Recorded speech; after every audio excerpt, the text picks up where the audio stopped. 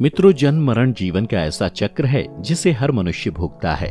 यदि किसी ने जन्म लिया है तो उसे मरण का स्वाद भी चखना पड़ता है। ऐसे में आप सबके मन में ये ख्याल जरूर आता होगा कि आखिर व्यक्ति के बार बार जन्म मरण के पीछे का कारण क्या है। नमस्कार दर्शकों, स्वागत है आपका द डिवाइन टेल्स पर एक बार फिर। जीवन मरण के इस चक्र को लेकर उठे आपके प्रश्न का उत्तर हम आपको एक कथा के माध्यम से बताते हैं। एक बार वासुदेव श्री कृष्ण अपने महल में दातुन कर रहे थे। उनके साथ देवी रुक्मणी स्वयं अपने हाथों में जल लिए उनकी सेवा में खड़ी थी। तभी अचानक गोपाल हंसने लगे, जिस पर रुक्मणी जी ने सोचा कि शायद मेरी सेवा में कोई गलती हो गई है, इसलिए कृष्ण जी हंस रहे हैं। भगवान को हंसता देख देवी ने श्री कृष्ण से पूछा, प्रभु, आप दातुन करते समय अचानक ऐसे क्यों हंस पड़े? क्या मुझसे कोई गलती हो गई? कृपया आप मुझे अपने हंसने का कारण बताएं। जिस पर मुरलीधर बोले, नहीं प्रिय, आपसे सेवा में त्रुटि होना कैसे संभव है? आप ऐसा ना सोचें, बात कुछ और है। रुक्मणी जी ने कहा, आप अपने हंसने का रहस्य मुझे बता दें तो मेरा मन शांत हो जाए, अन्यथा मेरे मन में बेचैनी बनी रहेगी। तब भगवान कृष्ण ने मुस्कुराते हुए कहा, देखो, वह सामने एक चींटी चींटी के पीछे कितनी तेजी से दौड़ा चला जा रहा है। वह अपनी पूरी ताकत लगाकर चींटी का पीछा कर उसे पा लेना चाहता है। माया शक्ति की प्रबलता का विचार करके हंसी आ रही है। प्रभु की बात पर आश्चर्यचकित होते हुए देवी ने कहा, वह कैसे प्रभु? इस चींटी के पीछे चींटे के दौड़ने पर आपको अपनी माया शक्ति की प्रबलता कैसे दिख गई? भगवान श्री कृष्ण ने कहा, मैं इस चींटे को 14 बार इंद्र बना चुका हूँ। 14 बार देवराज के पद का सुख पाने के बाद भी इसकी भोग लिप्सा समाप्त नहीं हुई। यह देखकर मुझे हंसी आ गई। इंद्र की पदवी भी भोग योनि है। मनुष्य अपने उत्तम कर्मों से इंद्रत्व को प्राप्त कर सकता है।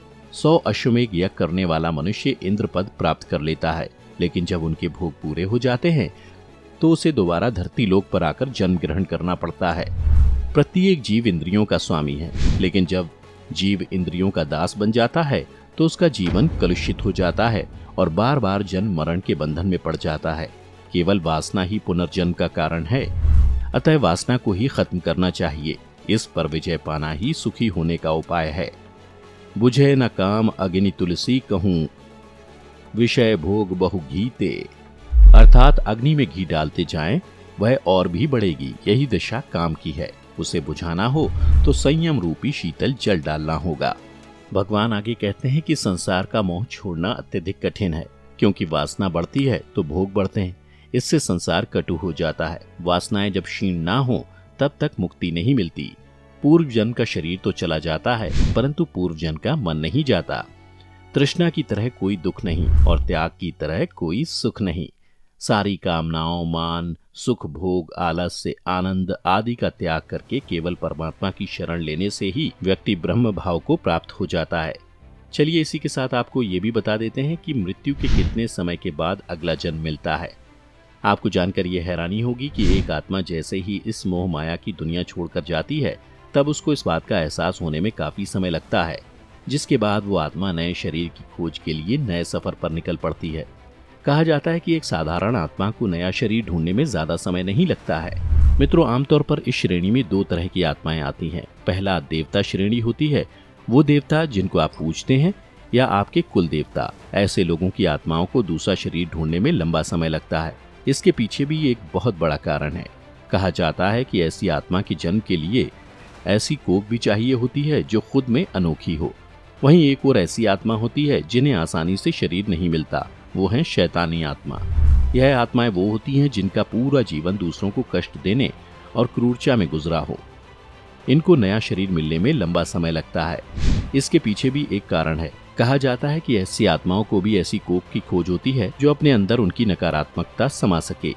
बृहदारण्यक उपनिषद में बताया गया है कि एक आत्मा को दूसरे शरीर में जाने में ठीक उतना ही समय लगता है जितना एक कीड़े को एक तिनके से दूसरे तिनके में जाने में लगता है।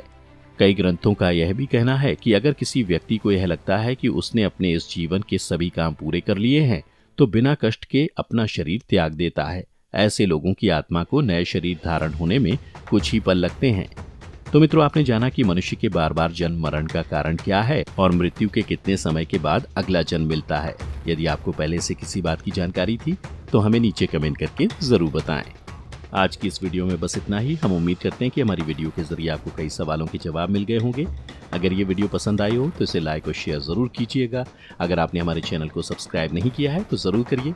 इसके साथ ही मुझे दें इजाज़त। इस वीडियो को अंत तक देखने के लिए आपका बहुत बहुत शुक्रिया। और हाँ, अब आप हमारे सभी वीडियो फेसबुक पर भी देख सकते हैं, जिसके लिए आपको फेसबुक पर द डिवाइन टेल्स के पेज को लाइक और फॉलो करना होगा।